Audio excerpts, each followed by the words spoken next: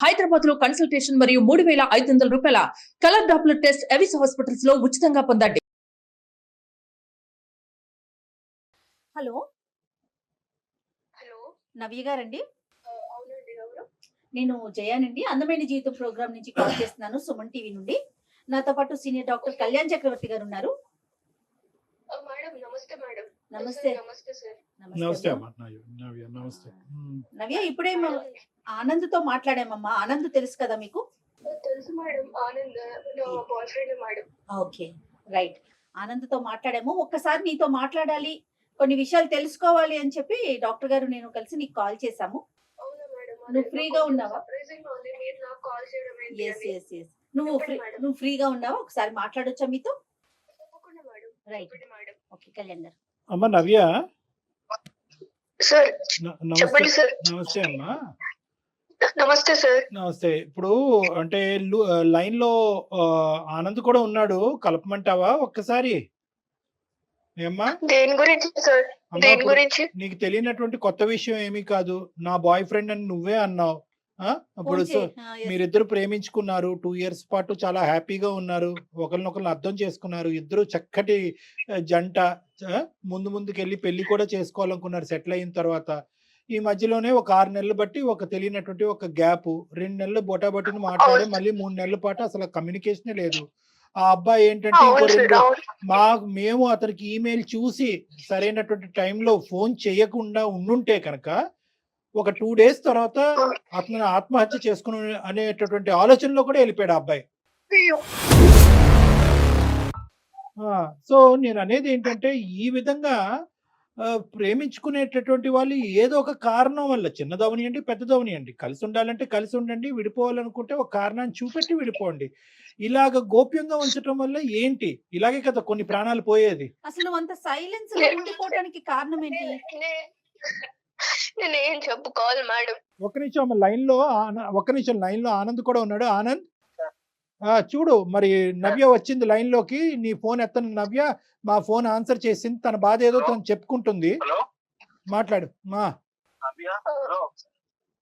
ఆనంద్ ఎట్లున్నావు?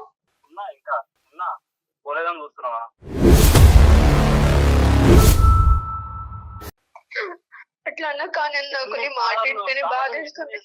అంటే వేరే వాళ్ళు ఫోన్ చేస్తే గానీ నా ఫోన్ నుంచి చేస్తే దీనంత తప్పులు నేను అన్ని చేసానా? తెలీదు. చెప్పాలి కదా నాకు, నువ్వు చెప్పాలి కదా. ఇప్పుడు చెప్పలేదు. నేనేం చెప్పుకోలేను ఆనంద్, నేను చెప్పుకోలేను. సరే చెప్పుకోనండి. ఎలాగా? ఎలా చెప్పుకోలేదు? అట్లా కాదు కదమ్మా నవ్య, నీకోసమే వేచి చూస్తున్నాడు కదా అతను. రీజన్ ఏంటి? అతని వైపు తప్పు ఉందా? అసలు నువ్వెందుకు తనతో ఫోన్ మాట్లాడట్లా? మేడం, నేను నా గురించి చెప్పాలంటే మాది ఒక చాలా పువర్ ఫ్యామిలీ మేడం. నాకు చాలా బాధగా ఉంది మేడం, నేను మాట్లాడలేకపోతున్నా. బాధపడకమ్మా. మా అమ్మాయి కూడా ఎంత సఫర్ అవుతుందో అంటే. కాదు నాన్న, ఇప్పుడు నవ్య ప్రతి సమస్యకి సొల్యూషన్ ఉంటదమ్మా. ప్రతి సమస్యకి సొల్యూషన్ ఉంటది. అరే అమ్మ, నీ ఒక 2 రోజులు ఆగుంటే కనుక నువ్వు ఇంతగా ప్రేమించేటటువంటి ఒక అబ్బాయి చనిపోయి ఉండేవాడు. అప్పుడు నాకు ఎన్నో సమస్యలు ఉన్నాయి, ఎన్నో బాధలు ఉన్నాయి అనేటటువంటి నువ్వు ఎప్పటికీ నిన్ను క్షమించుకునేటటువంటి దాని కాదు. ఈ రోజు ఒక బంగారు అవకాశం. ఏదైనా కూడా, ఎలాంటి నిజమైనా కూడా ఈ ప్లాట్ఫామ్ మీద మాట్లాడొచ్చును.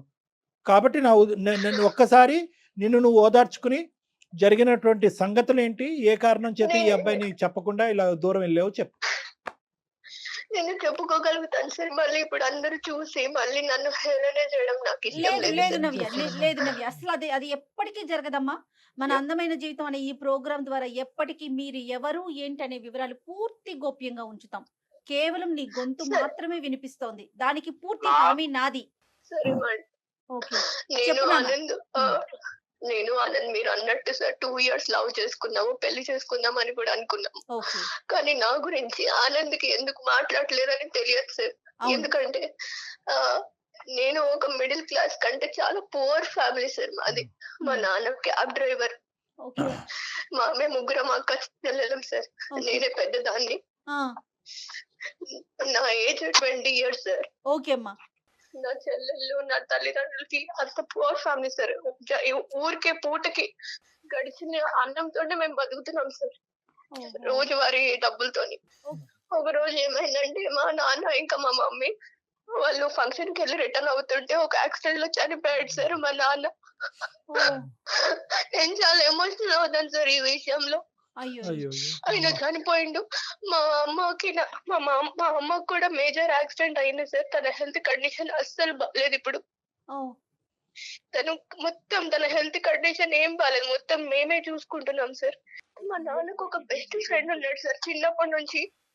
చెప్పమ్మా చెప్పు. నవ్య ప్లీజ్ ఏడవకుండా చెప్పు ప్లీజ్, నాకు వల్ల అవట్లేదు నువ్వు ఏడుస్తుంటే ఇక్కడ. బాధపడకమ్మా నవ్య, నాకు బాధపడక. ఏడుపు ఆగట్లేదా ఆనంద్? ఏడుపు ఆగట్లేదురా. నేను నీకు తెలుసు కదా నేను ఎంత ఎమోషనల్ లో. నా బాధని ఇప్పుడన్నా చెప్పుకునే అవకాశం వచ్చింది కాబట్టి నేను చెప్పుకుంటున్నాను. నీకు చెప్పమ్మా. తెలియాలి నేను ఏదో మోసం చేసి వెళ్ళిపోతున్నాను అన్నట్టుంది నీకు. ఎగ్జాక్ట్లీ అదే తెలియాలి. మోసం నువ్వు చేసావని లేదు, నేనేం ఏదో మోసం చేసినట్టు అయింది నాకు. తన మాటకి ఆ. తను చెప్పనియండి, తన బాధ తను చెప్పుకోనియండి. చెప్పుమా. మా నాన్నకి చిన్నప్పటి నుంచి ఒక బెస్ట్ ఫ్రెండ్ ఉన్నాడు సార్. ఆయన పేరు శ్రీనివాస్ అన్నమాట. అదే ఆనంద్ వాళ్ళ ఫాదర్ ఇప్పుడు. ఓకే సో ఆయన మా చాలా చిన్నప్పటి నుంచి మమ్మల్ని చూసుకుంటూ మొదటి నుంచి ఆయనకి బాగా తెలుసు సార్ మేము. ఓకే సో మా పరిస్థితి చూసి ఎలానో మా నాన్న ఎప్పుడు చెప్తుండే, అరే నువ్వే చూసుకోవాలిరా నా ఫ్యామిలీని, నా కుటుంబాన్ని, నా పిల్లల్ని నీ చేతుల్లోనే పెడుతున్నాను అని. ముందు నుంచే వాళ్ళు బాగా నాకేమన్నా అవుతే నువ్వే దిక్కు, నువ్వే పెద్ద దిక్కు అని కూడా ఎప్పుడు వాళ్ళ మధ్యన అదేలే. సంభాషణ ఉండేది. ఆ, సో ఈ విధంగా మా నాన్న చనిపోయినప్పుడు ఆయన మమ్మల్ని దగ్గరికి తీశారు సార్, ఆనంద్ వాళ్ళ ఫ్యామిలీని. ఆనంద్ కి మదర్ లేరు, ఆహా, తండ్రి ఒక్కడే. ఆ, నన్ను బాగా చూసుకున్నాడు సార్. నన్ను నేను పెద్ద చెల్లిని కాబట్టి నాకు మంచి చదివించి ఉద్యోగం తెప్పిస్తే తర్వాత మా చెల్లెలకి నేను ఉపయోగపడతాను కదా సార్, మా ఫ్యామిలీకి సపోర్ట్ గా ఉంటాను కదా. అదేలే. సో కాదు వాళ్ళ నాన్న. ఇంటికి తీసుకెళ్లి మంచిగా నవ్య ఇప్పుడు నువ్వు ఒక్కదానివి వీళ్ళ ఇంట్లో ఉన్నావు, చెల్లెళ్ళిద్దరూ అమ్మని చూసుకుంటూ మీ ఇంట్లోనే ఉండిపోయారు అంతేనా? అవును అవును ఆ, మేడం. ఓకే, అమ్మకి ఓకే ఆరోగ్యం బాగుంటుంది కదా. ఆర్థికంగా సాయం కూడా చేస్తున్నాడు. ఆ, చెప్పమ్మా. నేను వాళ్ళ ఇంట్లోకి వెళ్ళి చదువుకొని వాళ్ళ ఇంట్లో మంచి ఉద్యోగం కూడా తెచ్చుకున్నాను సార్. అమ్మా. అయితే ఆ పరిచయమే నాకు ఆనంద్ పరిచయం అయ్యాడు. ఆనంద్ చాలా మంచోడు సార్. నన్ను ఒక తండ్రి లేని కూతురు కంటే తండ్రిలాగే బాగా చూసుకుంటాడు. అదేలే. ఒక తల్లి తండ్రి లాగే అట్టి A to Z అతనే చూసుకున్నాడు మేడం. ఓకే సో ఒకసారి ఏమైందంటే అనుకోకుండా నాకు ఒక్కొక్కసారి హెడేక్, స్టమక్ పెయిన్ వస్తున్నప్పుడు వీక్నెస్ అనిపించేది మేడం. బాడీ అంతా వీక్ గా ఉన్నప్పుడు పడుకునేదాన్ని, కాలేజ్ కూడా వెళ్ళకుండా. ఆ, సో అలాంటి టైంలో వీక్ ఉన్నప్పుడు నాకు మెడిసిన్స్ అవన్నీ తెచ్చి అంకుల్ బాగా చూసుకున్నారు. అలా 2-3 సార్లు జరిగినాయి అలాగా. సో టైం అయిపోయింది. ఒకసారి ఏమైందంటే మేడం, నాకు బాగా సివియర్ గా హెడేక్ ఇంకా స్టమక్ పెయిన్ ఉన్నప్పుడు ఒక మెడిసిన్ ఇచ్చారు మేడం. ఆ, నాకు తెలియలేదు ఏమైందో. నాకు తెలియకుండానే నాకు నీరసం అయిపోయి నేను అలానే పడుకుండిపోయాను మేడం. అప్పుడు ఆనంద్ కూడా లేడు మేడం నాకు తోడుగా. ఉమ్, అలాంటి టైంలో నాకు తెలియకుండానే ఆ శ్రీనివాస్ అంకుల్, ఆ అంకుల్ అని కూడా పిలవాలనిపించట్లేదు. నాకు Oh ఒక my God. రాక్షసుడు అని చెప్పాలి నేను.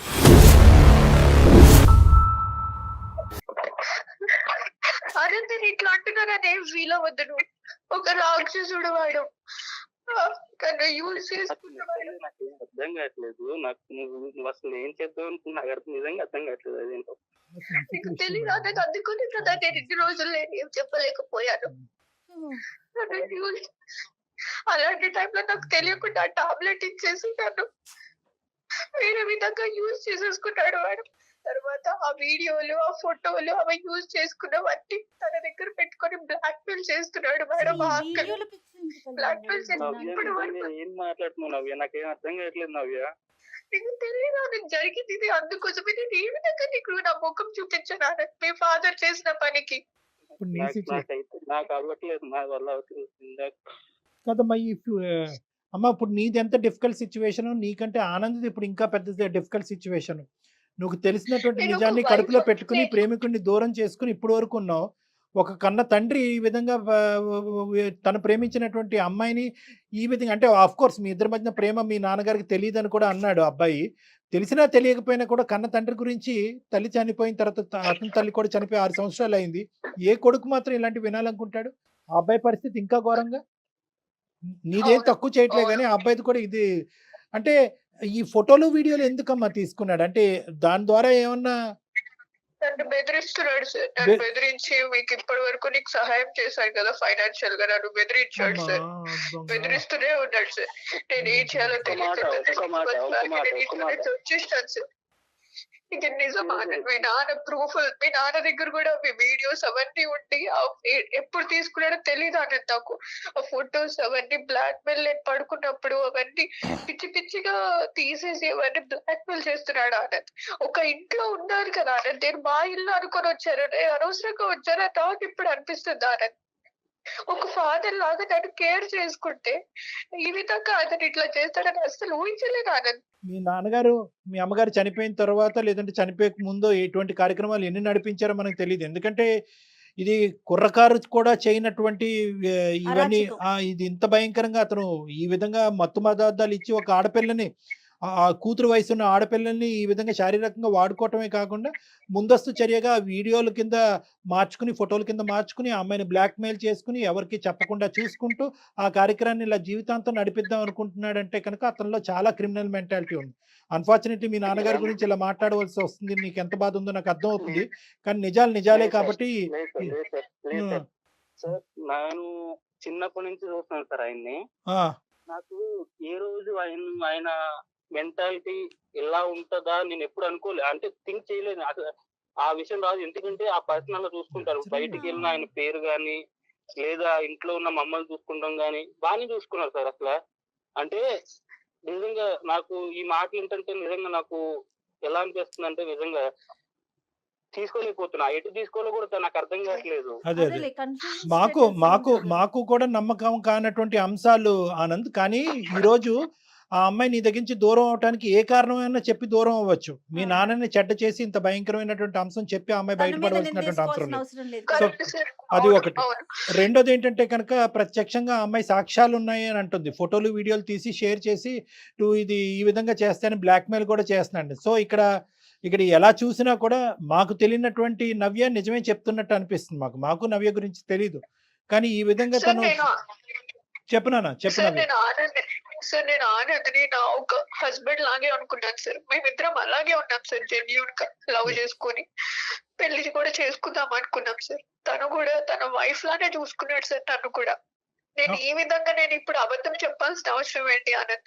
అమ్మ, ఇప్పుడు వీళ్ళ నాన్న నీతో ఇంకా టచ్ లో ఉన్నాడమ్మా శ్రీనివాస్ గారు? ఇంకా వాళ్ళ నాన్న అంటే ఈ అబ్బాయి కోపం వస్తుందేమో. ఇప్పుడు ఆనంద్ కోపం వస్తుంది నేను వాళ్ళ తండ్రి అని అంటే కనుక. ఇప్పుడు అతను ఇప్పటికీ నీతో కాంటాక్ట్ లో ఉన్నాడమ్మా? లేడు సార్. అప్పుడప్పుడు తన ఒక టైంలో తనకి ఏమవుతుందో ఏమో తెలియదు సార్. అప్పుడప్పుడు వాట్సాప్ లో ఇంకో ఫొటోస్ ఇవన్నీ నేను బ్లాక్ మెయిల్ చేస్తాను, మిమ్మల్ని ఇంకా అనాథల్ని చేస్తాను, ఇప్పటి వరకు మిమ్మల్ని చూసాను పోషించాను కదా అని ఇంకా బ్లాక్ మెయిల్ చేస్తాడు. నా వల్ల అవ్వట్లేదు సార్, ఇవన్నీ వింటూ నాకు అవ్వట్లేదు సార్ నిజంగా. ఆనంద్ నువ్వు గుండె ధైర్యం చేసుకుని నా మాట విను. ఇది నిజాలే కాబట్టి కొద్దిగా విను. ఇక్కడ ఎందుకంటే కనుక రిస్క్ ఉంది. ఇక్కడ ఒకటి, నీకు ఫాదర్ అనేటటువంటి సెంటిమెంట్ ఉన్నా కూడా వేరే ఆడపిల్లల జీవితాలకి రిస్క్ ఉంది కాబట్టి. I can understand. నాకు టోటల్ సింపతీస్ నీ వైపు ఉన్నాయి. కానీ మీ నాన్న యొక్క రియాలిటీ తెలియటం ఒక ఎత్తు, ఇంకా ఎంతమంది ఈ విధంగా అతని బారిన పడుతున్నారు అనేది రెండోది. మూడో అంశం ఏంటంటే అదృష్టం కొద్దీ ఇద్దరు ఆడపిల్లల్ని అక్కడ, ఇద్దరు చెల్లెల్ని అక్కడ వదిలి ఈ అమ్మాయి ఒక్కతే ఇక్కడికి వచ్చింది. ముగ్గురిని వేసుకుని వస్తే కనుక ముగ్గురు కథ వినే పరిస్థితి వచ్చి ఉండేది ఈ రోజు మనకి. సో ఈ రోజు మీ నాన్న అనేటటువంటి అంశం పక్కన తీసి పెట్టాలి. అతను ఒక క్రూరమైనటువంటి మృగంలా తయారయ్యాడు. ఈ అమ్మాయి చెప్పినటువంటివి వాస్తవాలు అయితే. కానీ ఇవి నువ్వు మాకు చెప్పేదానికి ఆనందం దూరం పెట్టడానికి ఏముందమ్మా సంబంధం? నువ్వేం అక్కడ వాలంటరీగా అతని జీవితంలోకి వెళ్ళలేదు, కావాలని చెప్పి నువ్వు అతనితో ఏం తప్పు చేయలేదు. నేనేం వాలంటరీగా వెళ్ళలేదు సార్. కానీ మేమిద్దరం ప్రేమించుకొని ఒక జెన్యూన్ గా ఇంతవరకు నేను ఎప్పుడు ఎవరిని ఇట్లా లవ్ చేయలేదు సార్. ఎలా చెప్తాను ఆనంద్? నేను ఎలా నీకు ముఖం చూపించుకోగలను చెప్పు? నీ ఫాదర్ ఇప్పుడు నమ్ముతున్నావు ఆనంద్? ఇప్పుడు పెద్దల సమక్షంలో కూడా నువ్వు నమ్మట్లేదంటే అప్పుడు ఎలా నమ్ముతావు? అవును, చిన్నప్పటి నుంచి చూస్తున్నాను ఆయన్ని. నేను చూస్తున్నాను కాబట్టి నేను అంటున్నా ఇంకా నాకు ఇప్పటికీ నమ్మబుద్ధి అవ్వట్లేదు. రిటర్న్ ఆనంద్ ఇప్పుడు నాకు అవ్వట్లేదు. ఆనంద్ తనకు అప్పుడు ఆ టైంలో చెప్పడం చాలా కష్టం, చాలా డెలికేట్ సిచ్యువేషన్. ఎందుకంటే ఎవరైతే క్రిమినల్ తన కళ్ళెదురుగుంటా నిలబడి ఇంకో పక్క నుంచి ఆ క్రిమినల్ యొక్క కొడుకునే పక్కన పెట్టుకుని ఈ సున్నితమైనటువంటి అంశాన్ని ఆ అమ్మాయి పూర్తిగా చెప్పలేకపోవచ్చు. ఒకప్పుడు చెప్పినా కూడా అతను ఒక కథ అల్లాడి కథ ఆడి ఈ అమ్మాయి తనలో లోపరుచుకునేటటువంటి ప్రయత్నం చేసిందని చెప్పి రివర్స్లో నిందేయచ్చు. అప్పుడు ఈ అమ్మాయి పని ఇంకా ఘోరంగా తేరవచ్చు. కాబట్టి ఆ అమ్మాయి ఏంటంటే స్లోగా ఆ వాతావరణం నుంచి బయటపడింది. చాలా మంచి పని చేసింది. ఫస్ట్ స్టెప్ దాన్ని మనం కొనియాడాలి. ప్రేమను కాపాడుకోవాలనో ఆనందాన్ని పక్కన కూర్చోపెట్టుకోవాలని చెప్పి అదే వాతావరణంలో ఉండకుండా ఫస్ట్ బయటకు వచ్చేసింది. చాలా మంచి పని. అందరు ఆడపిల్లలు ఏదైనా ఇలాంటి అబ్యూజివ్ రిలేషన్షిప్ కానీ ఇలాంటి పరిస్థితి ఉంటే కనుక ఫస్ట్ ఆ వాతావరణంలోనే ఉండాలి తప్ప మనకి ఇంకో లోకం లేదు. అది మీ వాళ్ళైనా పరాయి వాళ్ళైనా ఆ ఫస్ట్ 600 106 ఆ వాతావరణం నుంచి బయటపడండి. ఇది ఈ అమ్మాయి చేసినటువంటి మంచి పని. ఓకే, నెక్స్ట్ స్టెప్ ఏంటంటే కనుక నీ ప్రేమను ఎందుకు తాకట్టు పెట్టింది, నీ ప్రేమను ఎందుకు కాదు అనుకుంటుంది అన్నదానికి కూడా చెప్పింది. ఎందుకంటే కనుక ఒక సున్నితమైనటువంటి అంశం, ఆ తండ్రి తన్ని ఇలాగ చెడగొట్టేటటువంటి ప్రయత్నం కానీ చెడగొట్టేటటువంటి పరిస్థితిని తీసుకొచ్చినటువంటి వ్యక్తి ఒక కొడుకుతో నేను ఎలా ఉంటాను అంటే దీని అర్థం ఏంటంటే కనుక నీ మీద కోపం కాదు, తనకి నీ మీద కోపం ఉందని అనుకుంటున్నావా? నీ మీద కోపం కాదు. ఇప్పుడు నువ్వు చెప్పాలి నవ్య, ఎందుకు దానికి దీనికి ఎందుకు ముడిపెట్టావు, ఈ అబ్బాయిని ఎందుకు దూరం పెట్టావు? అట్లీస్ట్ ఇప్పటికైనా అబ్బాయికి ఒక క్లారిటీ. నేనైతే ఆనంద్ ని పెళ్లి చేసుకోలేను సార్. ఆ విధంగా నేను ఒకసారి వాళ్ళ ఎందుకు అదే ఫ్యామిలీ నా మనసు ఒప్పుకోవట్లేదు సార్. నేనైతే చేసుకోలేను. ఇప్పటికే మళ్ళీ నన్ను బెదిరించి తర్వాత ఇంకెవరో ఫ్యూచర్ చేస్తాను. నా చెల్లెల బతుకులు కూడా ఆగమైపోతాయి. అలా కదమ్మా, అలా కాదు. ఒక క్రిమినల్ కొడుకు అని ఆ క్రిమినల్ మీద ఉన్న కోపం కొడుకు మీద చూపెడుతున్నావా? లేదంటే ఒక మావ స్థానంలో ఉన్నవాడు నిన్ను చెరిచాడు కాబట్టి ఆ బాధని జీర్ణించుకోలేక కొడుకును కూడా వద్దనుకుంటున్నావా? అవును సార్, ఆ బాధ జీర్ణించుకోలేకపోతున్నాను సార్ నేను. ఎలా అవుతుందమ్మా? అది కరెక్ట్ కాదమ్మా. అఫ్ కోర్స్ జరిగినటువంటి సంఘటనలకి టోటల్ గా మా తరపున సానుభూతి ఉంది. ఇది చాలా క్రిమినల్ చర్య, చాలా దారుణమైన చర్య. ఆనంద్ సహకరిస్తే కనుక, ఒకప్పుడు ఆనంద్ సహకరించినా సహకరించకపోయినా ఎవరైతే కనుక ఈ పైశాచిక చర్యకు పాల్పడ్డాడో అతన్ని శిక్షించడం, శ్రీనివాస్ అనే వ్యక్తిని శిక్షించడం అనేటటువంటి చాలా ఇంపార్టెంట్ ఇష్యూ. అది నెంబర్ 1. నెంబర్ 2, నేను చెప్పేది ఏంటంటే అసలు దానికి దీనికి ముడిపెట్టకమ్మా. దానికి దీనికి ముడిపెట్టకు. ఇప్పుడు పుణ్యమే కారణంలా ఉంటుంది ఈ అబ్బాయి పరిస్థితి. ఎందుకు నేను ఈ మాట అంటున్నానంటే ఈ రోజు ఆనంద్ యొక్క పరిస్థితి ఎలా ఉంది? సొంత తండ్రి గురించి ఏ కొడుకు ఇలా వినాలి అని అనుకుంటాడు? ఇప్పుడే అతనే చేదరించుకుంటున్నాడు. నువ్వు చెప్పేటటువంటి నిజమైతే కనుక మా నాన్న గురేస్తాను. సార్ ఇప్పుడు అతను ఈ విధంగా బ్లాక్ మెయిల్ చేస్తుంటే ఒక తండ్రి స్థానంలో చూసుకొని ఇప్పుడు నేను ఏ ముఖం పెట్టుకొని వాళ్ళ ఇంటికి వెళ్ళాను సార్. ఇప్పుడు ఇప్పుడు అలాంటి వాడు ఉన్నాడు అంటే నేను ఎందుకు ఉండేస్తా? అలాంటి వాడిని ఉంటే నేను ఎందుకు ఉండేస్తాను అక్కడ? ఇప్పుడు ఈ రోజు ఆనంద్ నీ పక్కన నిలబడటం అనేది నీ సేఫ్టీ అమ్మా. ఒకటి గుర్తు పెట్టుకో, ఆనంద్ నీ పక్కన ఉండటం అనేటటువంటిది సేఫ్టీ. ఎందుకంటే విషయం తెలిసింది కాబట్టి. ఈ విషయం సొంత కొడుకు తెలుసు. నిలదీసేటటువంటి అధికారం ఆనంద్కు ఉంది, శిక్షించేటటువంటి అధికారం ఆనంద్కు ఉంది, పోలీస్ స్టేషన్ కి పంపించేటటువంటి అధికారం ఆనంద్కు ఉంది. అన్ని విధాలుగా ఒక అధికారం ఆనంద్కు ఉంది. కాబట్టి ఆనంద్ నీ పక్కన ఉండటం అనేటటువంటిది బలం. ఏ విధంగా అతని దగ్గర ఈ పనికిరానటువంటి చెత్తకారి ఆధారాలు ఉన్నాయో కూడా అవి అన్ని పిండి తీసుకోవటం, అతను పోలీస్ స్టేషన్ వరకు సాగరంపటం అన్నీ కూడా ఆనంద్ చేయగలిగేటటువంటి కెపాసిటీలో ఉన్నాడు. కాబట్టి ఆనంద్ నీ బలం నెంబర్ 1. నెంబర్ 2, నేను ఒక అంశం చెప్తున్నానమ్మా. నీకు మానసికంగా నీ పరిస్థితి ఏంటి అన్నది నేను అర్థం చేసుకోగలను. కానీ అన్నిట్లకంటే ఇక్కడ మనం ఏంటంటే ఒక నీకు ఓదార్పు లేదంటే ఒక మంచి అంశం ఏంటో తెలుసా? ఒక చెడు చూసావు, ఒక భయంకరమైనటువంటి అంశం చూసావు, కానీ దాంతోపాటు ఒక స్వచ్ఛమైన ప్రేమను కూడా చూసావు. ఈ రోజుల్లో ఇటువంటి స్వచ్ఛమైనటువంటి ప్రేమను దొరకటం కూడా కష్టం. ఈ రోజు కావాలంటే 1 గంట 2 గంటలో 100 రోజులో ఈ రోజు ఆనంద్ గట్టిగా వాదించతే నిన్నైనా వదులుకోవటానికి రెడీయే, కానీ మా నాన్న ఇలా అంటే కనుక నేను వదలను, మా తల్లి చనిపోయినటువంటి మా తండ్రి మీద పేలెత్తి ఆధారాలు ఉన్నా లేకపోయినా తండ్రిని వెనకేసుకుని రావచ్చు, కానీ అలా వెనకేసుకుని రాలేదు.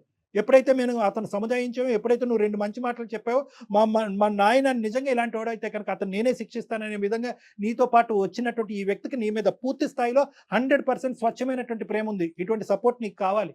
దీన్ని పోగొట్టుకోవద్దు. అది చూపెట్టి నువ్వు దయచేసి దీన్ని పోగొట్టుకోవద్దమ్మా. ఎందుకంటే ఈ రోజు నువ్వు ముందు వచ్చి ఇలాగ గోప్యంగా ఒకటమ్మా, నేను ఇందాక చెప్పాను, ఆడపిల్లలు ఎవరైనా కూడా ఇటువంటి సంక్షోభంలో ఉంటే కనుక బయటకు వచ్చి మాట్లాడండి అని చెప్పాను, బయటకు రండి అని చెప్పాను. బయటకు రావటమే కాకుండా బయటకు వచ్చి మాట్లాడాలి. ఎందుకంటే మీరు ఒక్కలే బాధితులు కాదు, మీతో పాటు ఇలాంటి అమ్మాయిలు ఎంతమంది ఉన్నారో లూప్ లో అనేటువంటిది కూడా ఇంపార్టెంట్.